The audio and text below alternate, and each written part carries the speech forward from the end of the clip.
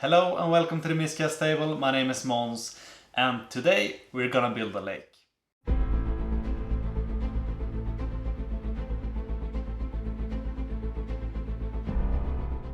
So if you've been following this channel for a while, you know that we play a lot of Warhammer Fantasy, specifically 8th edition. And we do actually have a lot of terrain for that game, but what we do lack is water. We don't have any lakes, any rivers, any ponds or anything. So a while back I bought all of this stuff with the intent of building a huge modular river. But I actually don't have any experience at all when it comes to building terrain pieces. And I never used resin before. So making a huge modular river as my first project felt a bit overwhelming. So I'm gonna start with making a small lake or a pond instead. So what I have here in front of me, I have 3 sheets of polycarbonate or plexiglass. It looks white, but it's actually just tape on top, it's transparent. And I'm gonna use that as the base for my river. I have these 2 huge sheets as well, but I think we'll only need the small one this time. And since I was gonna make a huge river, I also bought about 2.5 kilos of resin. We're definitely not gonna need all of that. And I also have 2 different kinds of water texture. And one is still water and one is more like wavy water, both of them transparent. And I also have these soap colors, and we have these lying around at home because my wife used them to make jewelry out of UV resins. She makes like earrings and necklaces and stuff. So she has some experience working with resin, so I'm gonna ask for her help in some parts of this build. And this is all the stuff I'm gonna use to make my lake or pond or whatever you call it. And because I'm building a Tomb King's army, I'm imagining some kind of like pond or oasis in the middle of the desert. I'm thinking like these very blue paradise-like water with sand on the sides. Like this beautiful desert pond you see like in the movies and stuff. They think it's a mirage and then they arrive and it's this beautiful lush place. So that's kind of the look I'm going for. So let's take a look at my Tomb King so you can get a feel for the theme I'm going for here.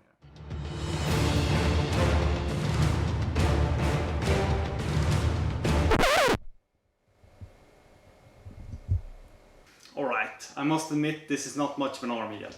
There's still a lot of work to be done, but as far as backlogs go, this is pretty alright considering this is my entire pile of shame.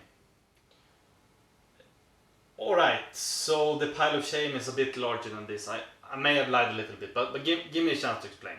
Hello everybody, tonight is my first time here. My name is Måns and I'm an addict.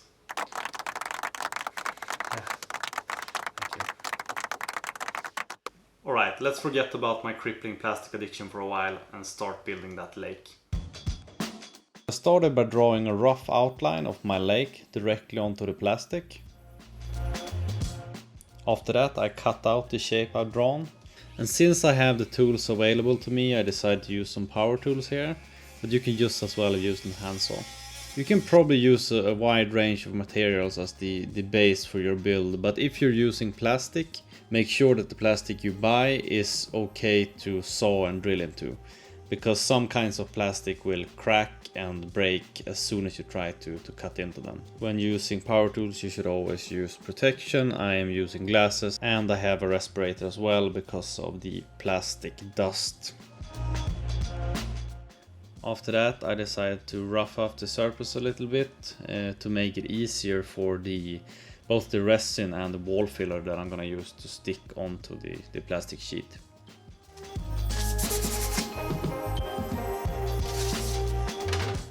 So now I'm building the sandbag or whatever you call it to my pond. So I'm putting some wall filler on the edges of my plastic sheet here.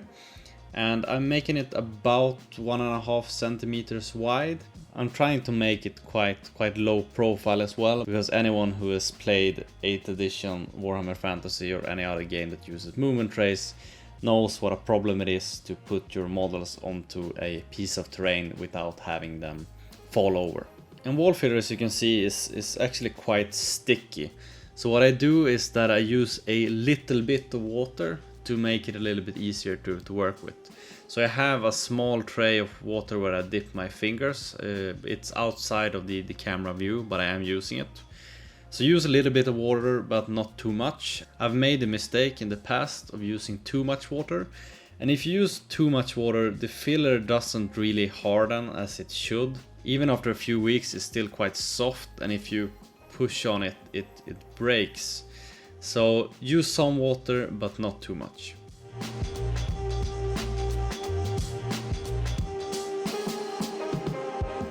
So here we are 24 hours later, and our wall filler is dry, and we have our rough pond shape ready.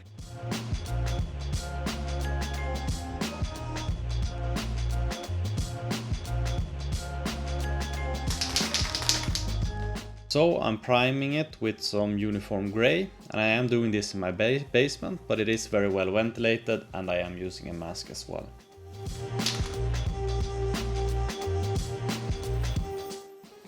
And now on to painting. Now we're gonna paint the sandbank.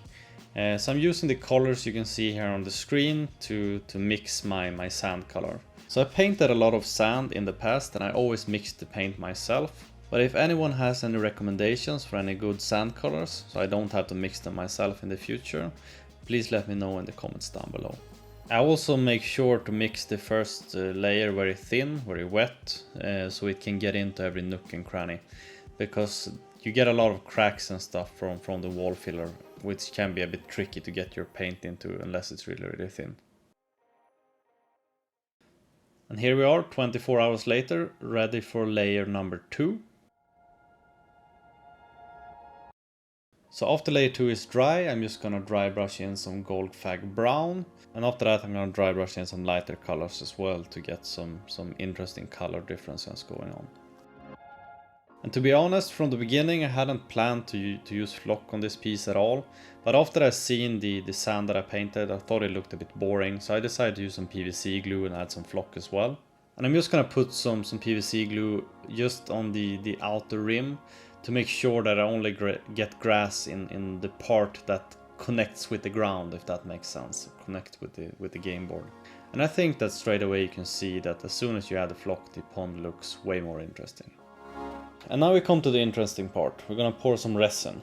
And when working with this kind of resin, there's a few things you should think about. First of all, you mix 2 parts, liquid A and liquid B, to make the resin. And one of those liquids are corrosive, so you should definitely use gloves. Also make sure that your workspace is well ventilated, and make sure to use a respirator as well, because this stuff is not great to breathe in. Also make sure that when you're mixing liquid A and liquid B to make the resin, mix it slowly to avoid getting any air bubbles. And after it's mixed thoroughly, you could add the color. If you really want to make sure you get the same amounts of liquid A and liquid B, you should use a scale and not just rely on the measuring cups like I did. In the smaller cup, I'm mixing a darker shade of blue that I'm gonna pour into the middle of the pond in the end. This is to create the illusion that the lake is deeper in the middle. As I've said numerous times, I've never worked with this kind of resin before, but I must say that this blue color is amazing. It looks so cool. It's a bit more transparent than I had hoped, but we'll see how it looks when it dries.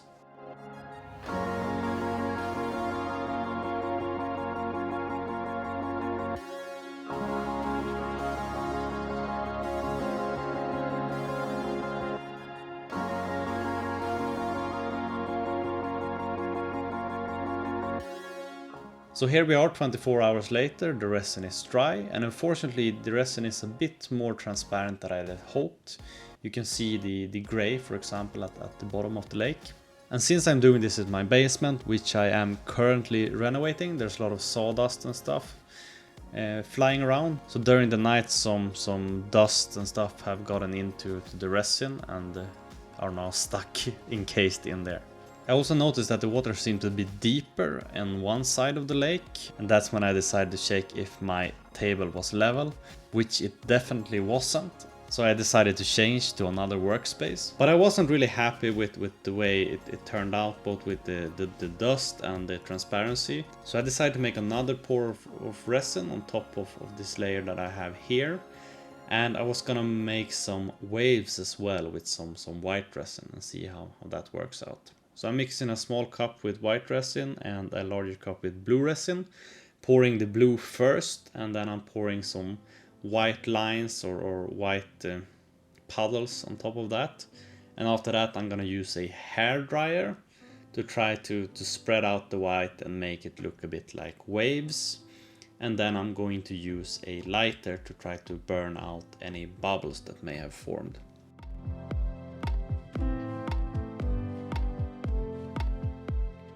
And in the end I think it looks more like a sky with clouds than it does a lake, but we'll see tomorrow when it's all dried. So 24 hours later it's dry and here's how it looks. So I must be honest, it doesn't look exactly like I had imagined, but I still think that it looks pretty good, and we're not done yet, so we'll see how it looks in the end. But now I'm gonna add some water texture onto the water to make some waves and make the whole piece feel more alive. And I'm using an old paintbrush for this because this stuff can be a bit tricky to get out of your brush if you let it sit for too long.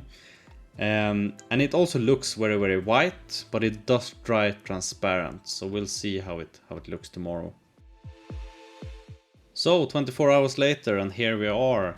And I think it looks really good, and it definitely gives the piece some life. It looks way more like an actual lake than just a dead piece of plastic. So I'm really happy with the result of the water texture. So as you can see, this is some dried resin that got onto the flock when I was pouring the resin. So we're gonna cover that up. We're gonna use some PVC glue once again and put some more flock. And I'm also gonna put some more flock on some other parts of the pond to make it look like the grass grows more randomly than it does right now. And this is how it looks after, and at this point I think that the lake is starting to look super good. And what we're going to do right now is we're gonna add some finishing touches, maybe some tufts, some grass, some flowers, and maybe a little bit of painting. But I think it's time we take a look at the final result.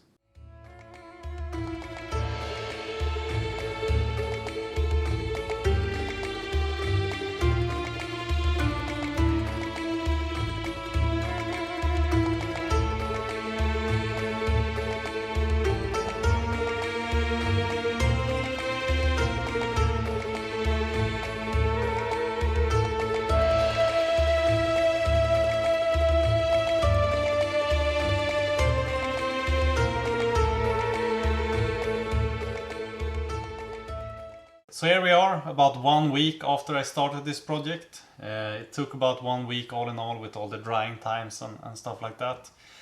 And I must say that I'm pretty happy with the end result. It wasn't exactly what I was expecting.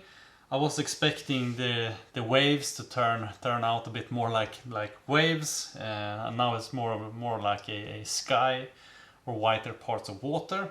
But other than that, I must say that I'm really happy. And I did learn quite a lot during this process. First of all, when working with resin, make sure that your workspace is level, otherwise you're gonna have some trouble and your water is gonna be uneven, like mine became. And if I would have known that the resin was gonna be as transparent as it was, even after I put color into it, I probably would have put some sand into the middle of the ocean here and made some kind of ocean floor kind of like thing, instead of pouring resin twice and adding the white color. But now I know that to the next project. And I'm also super happy that I didn't start with my river project, the large river. If I made the entire river and the water came out looking like this with these white spots, I probably wouldn't have been super happy with that. So I'm glad I started with the smaller project so I could learn these things and make the mistakes here instead of making them when I'm making a huge project. So yeah, that was my first terrain piece ever, and I'm quite happy with it. And after making this project, I feel very motivated to try to work a bit more with resin. So I'm gonna try maybe 1 or 2 more water projects before I start with my river. So if anyone is interested, I will post the process of making those as well. And if you did like this video, please give it a like, please subscribe if you want to see more, and please give me any feedback that you have on the project that I made. Things I could have done better, things I did well, and things I should think about in the future. So last but not least, I also want to thank Devs and Dice. I've been binge watching all of his videos, and he's the reason that I got inspired to try to make some terrain of my own. So I'm gonna link his channel in the description down below so you can check him out. He makes awesome stuff. So I guess that's all for me. Thank you all for watching, and hopefully we see each other next time. Bye.